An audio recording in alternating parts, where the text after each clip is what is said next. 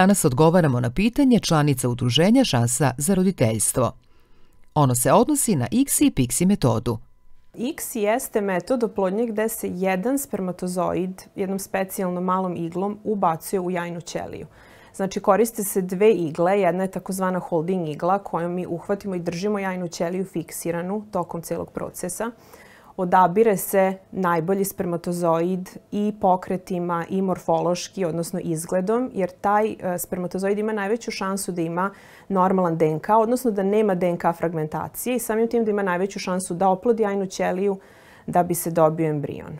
PICSI jeste specijalan metod odabira spermatozoida u specijalnim PICSI pločicama. To su specijalno napravljene pločice koje u sebi imaju nanešene male tačkice hijalurona, odnosno supstance koje se također nalazi i na jajnim ćelijama i koje na neki način privlače spermatozoid u prirodnoj oplodnji u cijelom tom procesu. Ti spermatozoidi koji su zreli za oplodnju će se okupiti oko te male tačkice hijalurona i onda embriolog automatski zna da bira spermatozoid koji je zreo da oplodi, jer nije svaki spermatozoid u obrađenom uzorku zreo za oplodnju.